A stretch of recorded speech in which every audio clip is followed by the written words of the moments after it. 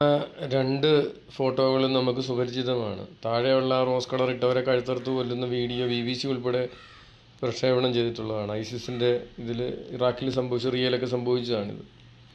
ആയിരക്കണക്കിന് പേരെയാണ് കൊന്ന് കടലിൽ തള്ളിയത്. അതുപോലെ തന്നെ തലകീഴായി തൂക്കിയിട്ടിട്ട് വരുന്നതിന് മുമ്പാണ് ആ വീഡിയോ എനിക്ക് കിട്ടുന്നത്. അപ്പോൾ പിന്നെ അത് വിശ്വസിക്കാം.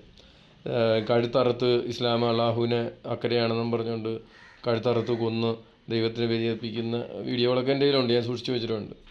അതുകൂടാതെ ഈ തെരുവിൽ നിസ്കരിക്കുന്നത് നമ്മൾ കണ്ടതാണ്. കഴിഞ്ഞ വർഷം ഏറ്റവും കൂടുതൽ ആളുകൾ അമേരിക്കൻ തെരുവുകളിൽ ഒരുമിച്ച് നിസ്കരിച്ചു എന്ന് പറയുന്നത്.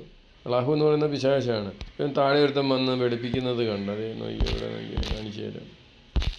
അതായത് ഇവിടെ നോക്കി ഇതിൻ്റെ റിപ്ലൈ ഞാൻ കൊടുത്തിരിക്കുന്നുണ്ട്. ഇറ്റ്സ് ഫേക്ക് ബ്രോ, ഇത് ഫേക്കാണ് ബ്രോ, ഒരു ഉളുപ്പുമില്ലാതെയാണ് പറയുന്നത്.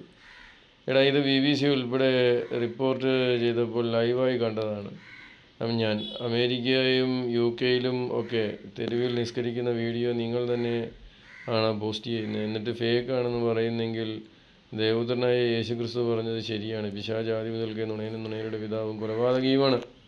അവിടുന്ന് പറഞ്ഞു, ആട്ടിൻതോലിട്ട ചെന്നായ്ക്കളെ സൂക്ഷിക്കുക, അവർ സമാധാന ദൂതന്മാർ എന്ന് പറയും, എന്നാൽ അവർ യഥാർത്ഥത്തിൽ കടിച്ചു കീറുന്ന ചെന്നായ്ക്കളാണ്. അതുകൊണ്ടാണ് ആട്ടിൻതോലിട്ട ചെന്നായ്ക്കളെന്ന് ക്രിസ്തു അവരെ വിളിച്ചത്. ഇസ്രായേലിന് വെളിയിൽ ഒരു പ്രവാചകനില്ല. ഇസ്രായേലിന് മാത്രമേ ആ ജനത അബ്രഹാമിനെ വിളിക്കുന്ന കാലം മുതൽ ആ കാലഘട്ടത്തിൽ തന്നെ ഓരോ കാര്യങ്ങളും എഴുതി വെച്ചു എന്നുള്ളതാണ്. അതാണത്, ദൈവത്തിൻ്റെ പദ്ധതിയാണത്. മനസ്സിലാകുന്നുണ്ടോ? വേറൊരു ജനതയ്ക്കും അതുപോലെയില്ല. അപ്പോൾ ഇസ്രായേലിന് വെളിയിൽ നിന്നൊരു പ്രവാചകനില്ല. തന്നെയല്ല, മരിച്ചുപോയ മോശയിൽ നിന്നാണ് നബി എല്ലാ കാര്യങ്ങളും സ്വീകരിക്കുന്നത്. ഇത് തെറ്റാണ്. കാരണം ഇസ്രായേലിലെ വെളിപാടുകളെല്ലാം ദൈവത്തിൻ്റെ ആത്മാവിൽ നിന്നാണ് അവർ സ്വീകരിക്കുന്നത്. മൃതസന്ദേശവാഹകരെ നിങ്ങൾ സമീപിക്കരുതെന്നാണ് പറയുന്നത്. മരിച്ചുപോയവരുടെ ആത്മാക്കളെ നിങ്ങൾ ഇങ്ങനെയുള്ള കാര്യങ്ങൾക്ക് വെളിപാടെടുക്കാൻ സമീപിക്കരുത് എന്ന് തന്നെയാണ് ദൈവത്തിൻ്റെ കൽപ്പന. അപ്പോൾ ഇവർ അബ്രഹാമിൻ്റെ ദൈവം എന്നൊക്കെ പറയുന്നുണ്ടെങ്കിലും ആ ദൈവത്തിലല്ല. അബ്രഹാമിൻ്റെ ദൈവം അന്നും ഇന്നും ഒരു ദൈവമാണ്. ആ ദൈവം ആ ജനതയെ വിട്ടുപോയിട്ടില്ല. ആ ജനത ആ ദൈവത്തിൽ നിന്ന് അകന്നു പോയപ്പോഴൊക്കെ അവരെ ശിക്ഷിച്ചിട്ട് വീണ്ടും അവരെ തിരിച്ചു കൊണ്ടുവന്ന ചരിത്രങ്ങൾ നമുക്ക് കാണാം അല്ലേ. അങ്ങനെയാണ് വീണ്ടും ഇസ്രായേൽ ഭൂമിയിൽ നിന്ന് തുടച്ചു നീക്കപ്പെടുമെന്ന് പറഞ്ഞ സാഹചര്യത്തിൽ അവർ വീണ്ടും ഒരു ജനതയായി, ഒരു രാജ്യമായി, ലോകത്തിലെ ഏറ്റവും വലിയ അജയ്യ ശക്തിയായിട്ട് അവർ മാറി. നിമിഷ നേരം കൊണ്ടാണല്ലേ. എൻ്റെ ആയുസിൻ്റെ പകുതി പോലും എടുത്തില്ലെന്ന് വേണേൽ പറയാം. അത്രയും സമയം കൊണ്ടാണ് അവർ ലോകത്തിൻ്റെ നെറുകയിലേക്ക് വന്നത് അല്ലേ. ചിതറിയ ലോകം മുഴുവൻ പാർത്തിരുന്നവരാണ്. ഇതൊക്കെ ആ ദൈവം അവർക്കുള്ളത് കൊണ്ടാണ് വരുന്നത്. പിന്നെ നബി എന്ന് പറയുന്ന ഒരാൾ കൊള്ളക്കാരനായിരുന്നു. മക്കയിലും മദീനയിലും ഒക്കെ ഉണ്ടായിരുന്ന നൂറുകണക്കിന് ജൂതഗോത്രങ്ങളെ നിഷ്കരണം കൊന്ന് അവരുടെ തല വലിയ കിടങ്ങുകളിലേക്ക് വെട്ടിയിട്ട് അവരെ അവസാനം കുഴിച്ചു മൂടുന്ന പരിപാടിയാണ് അയാൾ കാണിച്ചത്. ചോരത്തളം കെട്ടില്ല. 900 പേരെ കൊല്ലുമ്പം 9 ലിറ്റർ വെച്ച് കൂട്ടുമ്പോൾ ഏതാണ്ട് 9000 ലിറ്റർ ചോരയാണ് അവിടെ ഒഴുകുന്നത്. മിനിമം ആവറേജ് 9 ലിറ്റർ വെച്ച് കൂട്ടിയാൽ 9000 അല്ല 29 18 99 81 8,000 ഇഷ്ടം 81,000 ലിറ്റർ ബ്ലഡാണ്. അപ്പോൾ ഒരു പ്രദേശം മുഴുവൻ വലിയൊരു ചോര കളമായി തന്നെ അത് മാറിയിട്ടുണ്ട് അല്ലേ.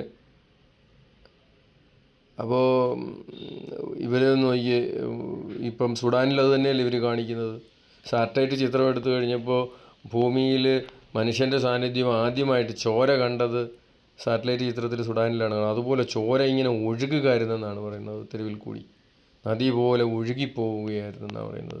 അതായത് ഓരോ സെക്കൻഡിൽ ഓരോ മനുഷ്യരെയും തല വെട്ടി വെട്ടി വെട്ടി വെട്ടി ഇത് തന്നെയാണ് അവർ സൈഫോയിൽ ചെയ്തത്. ഇത് തന്നെയാണ് അവർ അർമേനിയയിൽ ചെയ്തത്. ഇത് തന്നെയാണ് അവർ സിറിയയിലും ഇറാഖിലും ഇറാനിലും അഫ്ഗാനിസ്ഥാനിലും ചെയ്തത്.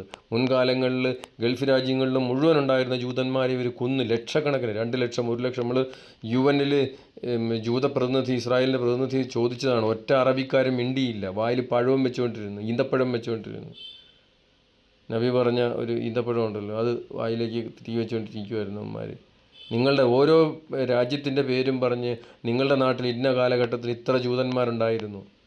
ഒരു അബ്രഹാമിൻ്റെ മകൻ ഇസഹാക്കിനെ സ്വീകരിക്കുമ്പോൾ, ഉടമ്പടി ചെയ്യുമ്പോൾ ഇസ്മായിലിനെ തള്ളി. അതുപോലെ തന്നെ ഇസഹാക്കിൻ്റെ മകൻ യാക്കോബിനെ സ്വീകരിക്കുമ്പോൾ ഏസാവിനെ തള്ളി.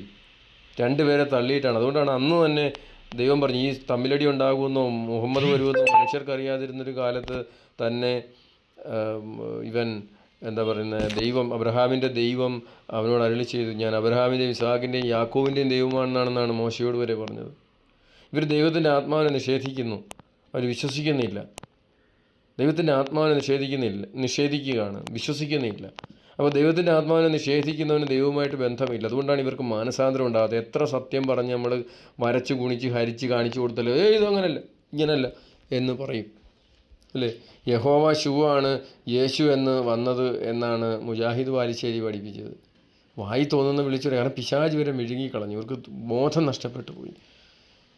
മനസ്സിലാകുന്നുണ്ടോ? തോന്നുന്നത് വിളിച്ചു പറയും. യുക്തിയോ ബുദ്ധിയോ ഒന്നും ഇവരെ ബാധിക്കുകയില്ല അല്ലേ. മറിയാമിൻ്റെ മകനാണ് അതിനകത്ത് പറയുന്ന ഇസായുടെ അർത്ഥം കാട്ടുകഴുതയുടെ മൂത്രം എന്നാണ്. യേശുവ എന്നാൽ യഹോവ രക്ഷിക്കുന്നു എന്നാണ്. യേശുവ എന്നാണ് ശരിക്കും ഹീബ്രുവിൽ അത് പറയുന്നത്.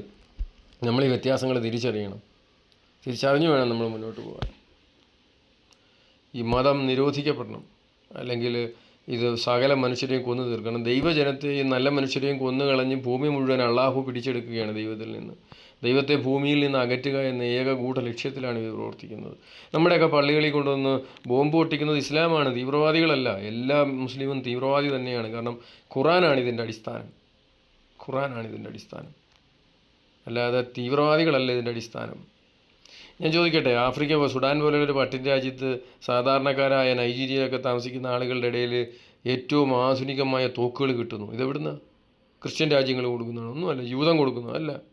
അള്ളാഹുവിൻ്റെ രാജ്യം സ്ഥാപിക്കാൻ വേണ്ടിയിട്ട്, മറ്റു മതക്കാരെ കൊല്ലാൻ വേണ്ടിയിട്ട് അവരുടെ സക്കാത്തിൽ നിന്നുള്ള ഇതാണ് കൊടുക്കുന്നത് നോമ്പ് കാലത്ത്. ഈ മതത്തിന് ലോകത്തെ സമ്പത്തിൻ്റെ നല്ലൊരു വ്യവസ്ഥ ഗൾഫ് രാജ്യങ്ങളിലാണ് എണ്ണയിലൂടെ കിട്ടുന്നത്. പക്ഷേ എന്തെങ്കിലും നന്മ ഇവർ ലോകത്തിന് ചെയ്യുന്നുണ്ടോ?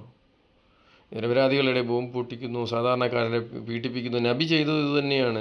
നൂറുകണക്കിന് ആളുകളെ പായവിരിച്ച് കിടത്തിയേച്ച് ബലാത്സംഗം ചെയ്യാൻ അയാളാണ് പറഞ്ഞു കൊടുത്തത്. ഹദീസിലും മറ്റുമൊക്കെ അവർ തന്നെ ഇത് വലിയ വാഴ്ത്തി ഫേസ്ബുക്കിൽ ഒരു കാലത്ത് പറഞ്ഞുകൊണ്ടിരുന്നതാണ്. ഇപ്പോൾ അവരതൊക്കെ മാറ്റിവെച്ച്. എന്തുകൊണ്ടാണ്? നാണക്കേടാ. നമ്മൾ തിരിച്ചറിയണം, ഈ ചതി നമ്മൾ തിരിച്ചറിയണം.